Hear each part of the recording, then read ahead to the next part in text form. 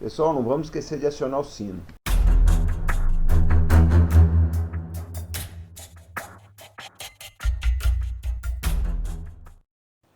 Olá, combatentes do canal Arte da Guerra. 19 de abril é comemorado o Dia do Exército.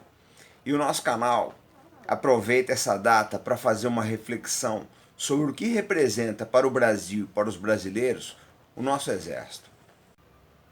Gente, ao contrário de outros países, né, ao contrário do Império Espanhol, as possessões portuguesas na América do Sul, que no caso são representadas pelo Brasil, não se fragmentaram.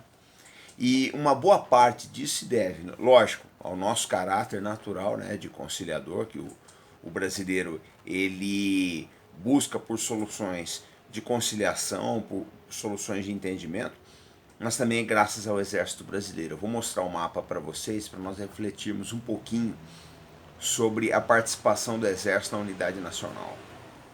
Nessa gravura aí, que é um mapa do reinado de Dom Pedro II, vocês veem em verde os estados que se rebelaram contra o poder central.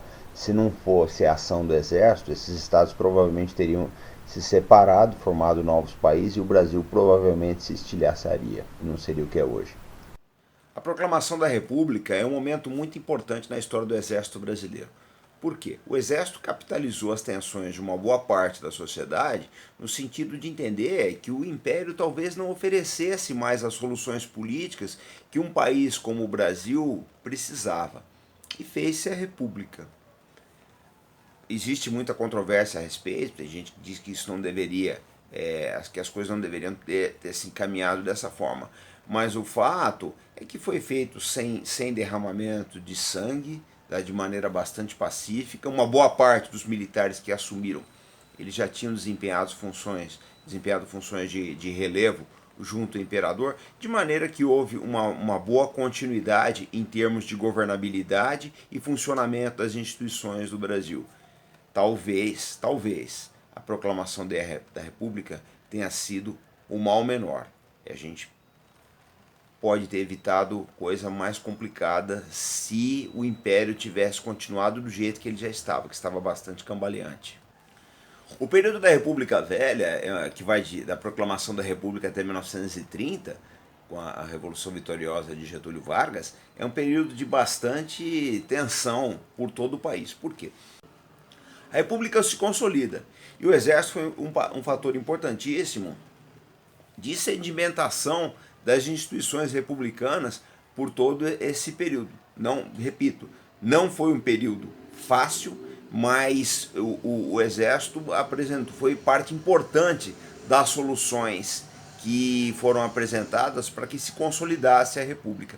Lógico que algumas dessas soluções perderam força e, novamente, quando a República, a assim chamada República Velha, perdeu a sua efetividade, o Exército novamente foi muito importante na consolidação da solução que se apresentou, que foi Getúlio Vargas. A Segunda Guerra Mundial foi muito importante para o Exército Brasileiro, não só em termos de modernização de doutrina e de equipamentos, como também pelo fato de que, enviada a campanha da Itália, né, de 1944 a 1945, os militares brasileiros tiveram contato com seus congêneres dos Estados Unidos, França e Inglaterra e conheceram o que eram democracias, né? E, de uma certa forma, eles ficaram contaminados pela força dessas instituições, pelos valores democráticos. Quando voltaram para cá, era já uma contradição, né? Um exército que lutou para a implantação da democracia na Europa apoiar uma ditadura como era de Vargas. E o exército foi preponderante na deposição do Getúlio em 1945. O governo pós-Vargas também, né, foi esses anos que se sucederam, principalmente depois da morte do Getúlio em 1954, foram de muito tumulto. Por quê? A morte do Getúlio criou um vácuo político no Brasil, né? E todo vácuo ele tende a ser caótico. E nesses anos todos foi importante a participação do Exército para que esses tumultos, pequenos tumultos, esses focos de desentendimento nos tornassem generalizados. Então eu cito Jacareacanga e Aragarças, né, os levantes que aconteceram contra o governo do presidente Juscelino Kubitschek, tá? Nós citamos também a própria posse do presidente Kubitschek, foi uma coisa complicada que quase dividiu o exército. Se não fosse a posição do Marechal Lott, provavelmente o Juscelino não teria tomado posse e talvez o nosso processo democrático tivesse se rompido. E veio 1964. Foi um período importante. Muita gente polariza e diz que o exército não deveria ter feito ter derrubado o governo Goulart. O que acontece é o seguinte, gente.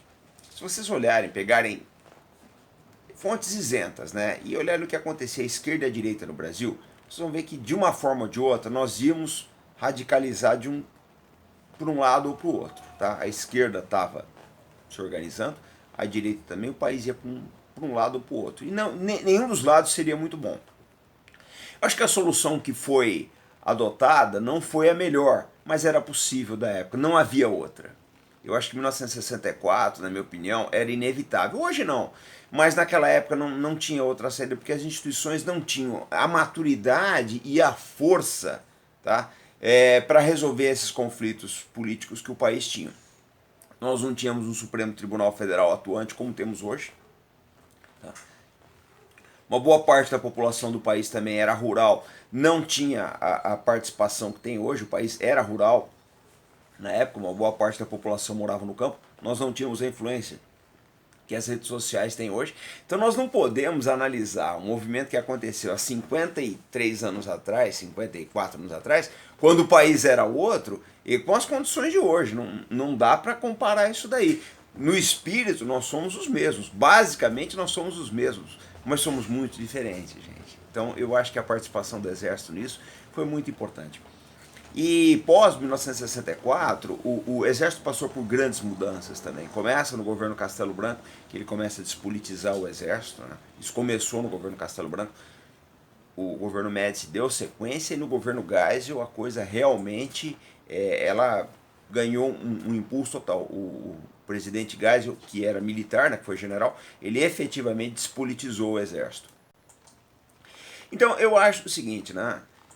A participação do Exército na vida política e social brasileira foi muito importante nesses 300 e poucos anos de história. Por que se fala isso? O Exército sempre esteve presente. Eu sou oriundo do segmento verde-oliva, né? Eu comecei minha carreira no Exército, e uma coisa que se pode notar lá é que realmente existe uma participação muito grande da sociedade brasileira. Você vê sujeito que veio do Acre, outro que veio do Rio Grande do Sul, aí tem aquele que é da Paraíba, um que é de São Paulo, do subúrbio do Rio de Janeiro, por aí vai. E ali todo mundo tratado como igual, se nivela, faz-se uma integração muito grande, cada um traz seus valores, lógico, sua maneira de ser, o gaúcho vai tomar o chimarrão dele depois no fim do expediente, né? O nordestino fala com o sotaque dele, por aí vai. Mas nós conseguimos conviver, eu acho que isso é a coisa mais importante. Existe realmente uma unidade de objetivos muito grande no Exército Brasileiro. Então uma coisa que eu acho importante dizer para vocês, as pessoas, principalmente o pessoal mais jovem aí, né, olha o Exército como blindados, canhões, mísseis, as coisas que vocês gostam aí. Gente, é legal isso, só que isso passa. O que fica é o espírito da coisa. O que nós procuramos passar para vocês é o espírito, aquilo que é o cerne da instituição militar brasileira, tá? Que é a busca da unidade, da convivência no Brasil, tá? Da coexistência pacífica. Eu acho que isso é o espírito do Exército Brasileiro, isso não vai morrer nunca. Se daqui a 100 anos não existirem mais blindados, se for outro tipo de armamento, etc., esse espírito permanece. E uma coisa que eu preciso falar para vocês também, que eu acho muito importante, né? Se vocês visitarem os Estados Unidos, vocês vão ver que eles idolatram o primeiro presidente dele, que foi George Washington, o primeiro presidente deles, que foi o general Washington. E eu acho que o Washington ele tinha uma das coisas que caracteriza efetivamente um grande líder, que é aquele amor ao lugar onde nasceu, tá? Aquela busca do entendimento, da convivência, tá? De tentar melhorar a vida de todos. Ele era realmente, além de um militar, um estadista. E nós tivemos muita gente aqui nesse Brasil, pessoal. Nós tivemos aí o Duque de Caxias. Eu falo sempre o seguinte, né? que vocês quase não veem filmes do Duque de Caxias, peças de teatro, nada disso. Se ele fosse americano, esse homem seria endeusado.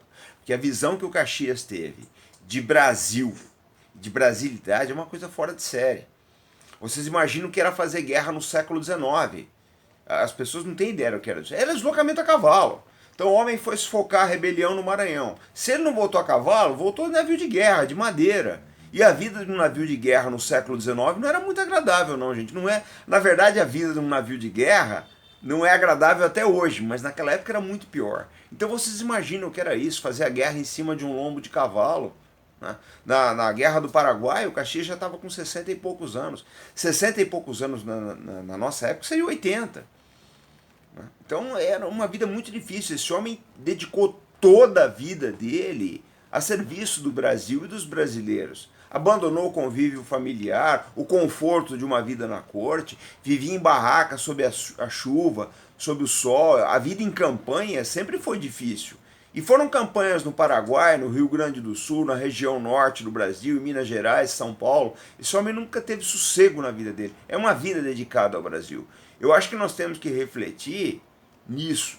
Nesse momento que nós vivemos hoje, esse momento da vida brasileira, que é um momento complexo, um momento realmente muito complicado, nós temos que começar a pensar no seguinte, pessoal. Precisa acabar essas divisões que existem no Brasil, de esquerda, de direita. Nós temos que pensar como brasileiros. O Duque de Caxias, ele sabia o seguinte, ele ia combater uma rebelião, mas ele já ia com a ideia de, assim que acabasse aquilo, fazer a paz, e uma paz justa, uma paz que conciliasse os vencidos, uma paz que buscasse a unidade nacional. Eu acho que esse espírito tem que ser mantido. E eu vejo isso, eu vejo esse espírito no Exército Brasileiro. Eu entrei para o Exército em 1983, esses valores estão comigo até hoje. Eu acho que eu fui oficial da Marinha depois, mas aquele espírito, aquele amor ao país, aquilo nunca sai da vida da gente, aquilo fica arraigado no coração. Então, eu quero aproveitar esse dia de hoje, eu estou aqui justamente para isso, para agradecer ao Exército, para dar um abraço muito grande em todos os irmãos que vestem a farda verde oliva, tá? Meus irmãos, minhas irmãs, todas as pessoas que me ensinaram muito, a quem eu devo muito nessa vida, tá?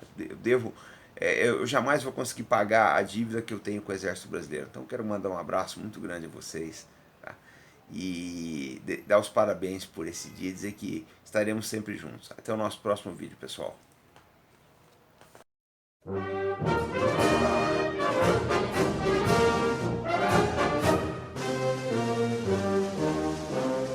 Nós somos da paz.